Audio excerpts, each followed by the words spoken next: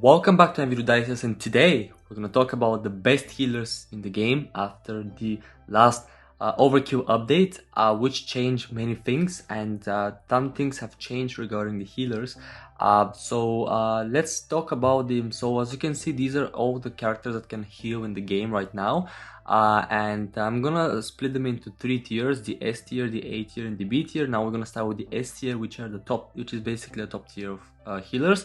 Okay, the first character is going to be Blue Clark. He's in the S tier because I think we all know Blue Clark is one of the good healers because he can heal the whole team, and then he heals the most damage member, and the heal is pretty mad, 40% and then 20% per each.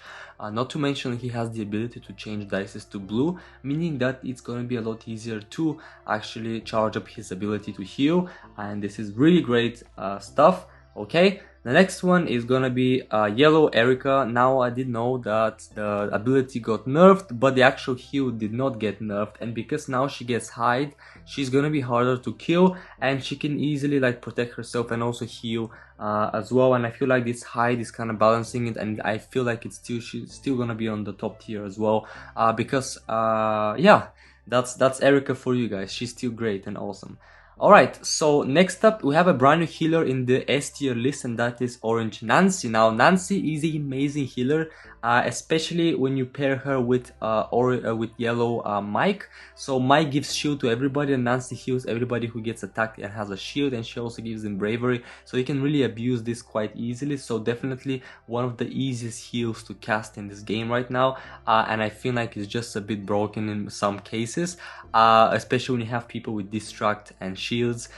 So yeah, you can really tank up and create some real powerful tanks with this. So yeah, definitely she has that, and she can also give regen as well and armor to people when they lose their weakness and vulnerability debuffs. So this is really great. So she's a really cool healer in this game. Finally, the last character from the S tier is Blue Steve. Now, maybe you're gonna wonder why he's still in the S tier, because he got nerfed. He can now heal a maximum of 2 people at once, but his last reactive, or his new reactive, basically allows him, when he gets damage, he can change 3 dices to blue, and especially when you have Clark, who can also change dice, you can easily charge up his ability and have this bigger chance to have 4 matched blue dices to activate the regen. I feel like in many cases you're gonna end up with actually activating more regen than before, so that nerf kind of made sense.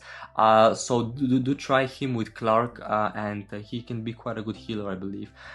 Okay, moving on to the A tier, first of all we have Funshine. Now Funshine is the only character in the game who can heal the most from his ability, 35% at once. Now Clark can also do 40%, but that's only for the damaged player. Well, this is also for the most damaged player. Actually, never mind, I'm not gonna talk like that, because Clark gets 40%, 20 and 20, and he's the second highest healer. Okay, 35%. Okay, but he's on this tier because he only heals one person and he has to charge up his ability.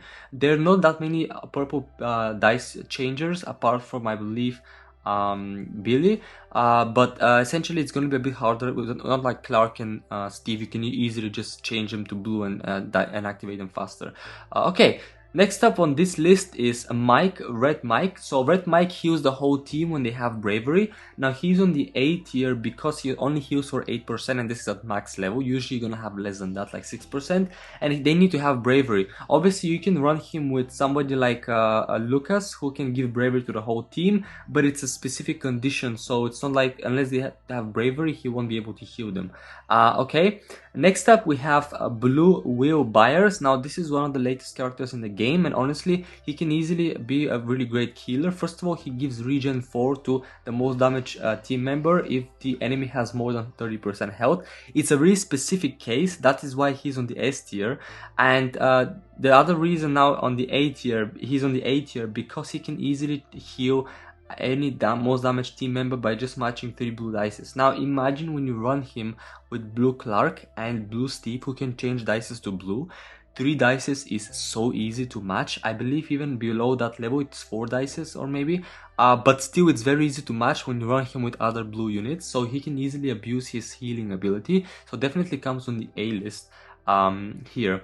Next up on the A list is Dustin. Now Dustin can heal anybody who the most damage member by 15%. This is max level whenever enemy with weakness is defeated. Now Dustin by itself is a character that's built upon weakness debuff, so this is a very easy heal to cast because he can easily cast weakness to everybody, and his basically skills are around weakness, so his heal is quite easy to cast because you don't need a separate character to cast weakness. He can easily cast it and just heal after they kill the enemy. So this is a really cool thing, and because if you kill, the more enemies you kill with weakness, the more heal he's going to do. It's not just limited to one heal per turn. So this is really cool. If you manage to kill like 3 enemies with weakness this turn, he's gonna kill like 45%, you know, of the most damage. So it's really cool. He's definitely on the A tier because of it. Okay, next up on the A tier is Max. So Max is the third character who can heal the most. That's 30%, the most damage team member. Now, she's a yellow unit, and yellow unit is quite easy to abuse when it comes to powering up activated abilities, and also because she can activate 6 yellow dices at once with her activated ability and then heal. She can easily abuse her activated ability by herself. You don't even need other characters because this is really great. She's quite easy to charge, and she heals quite well the most damage team members, so definitely comes on the A tier. Okay, next up on the A tier is Murray Bowman. Now Murray is that guy who is really one of the best support units in the game right now, and because he only deals 1 regen 4 to the most damage member.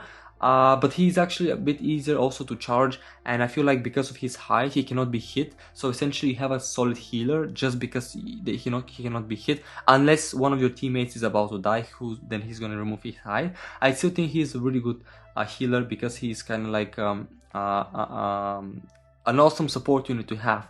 Now finally on the A tier is Callie.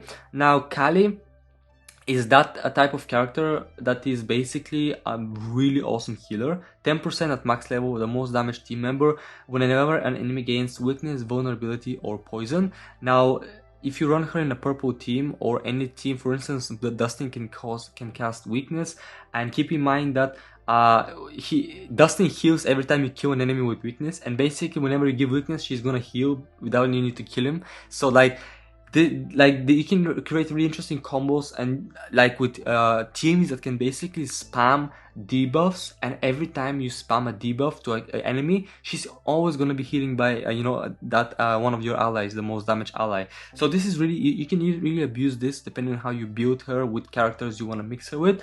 So that she's definitely a good healer in my opinion. Now finally we have the B tier, and the B tier is basically units which are not really useful for healing. First one is Doty. She only heals herself, and you need to defeat an enemy with poison by an ability, so it's a really hard condition to create. So not definitely one of the healers you really want to have in your team. If you're a really fan of poison, then you can use her, but not for healing for sure. Next up on this list is purple 2-star Will Byers. Now his condition is a bit hard because you actually need to have another healer on the team for his heal to activate. For a healer, this is a pretty bad condition, I feel, because a healer should be able to heal. You should not be forced to have another healer just so he can heal. There's no point. I would better get a better healer, you know. You don't really need him. And he's gonna prefer also a team member with distract, so not necessarily the most damaged team member. So definitely on the B tier because of it. Finally on the B tier is gonna be green Will Byers.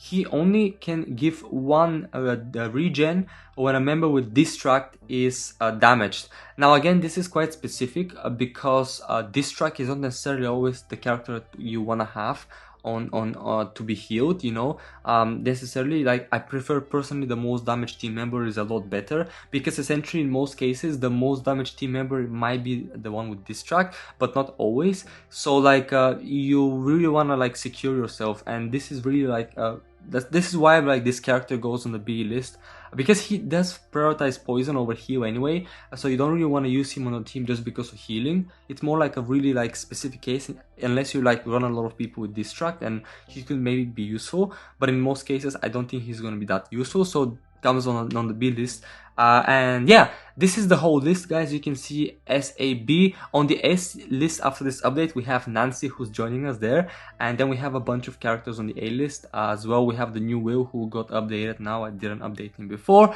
but yeah, this is it, guys. This is the best healers in the game. Hope you guys enjoyed this video, and I'll see you guys all in my next video.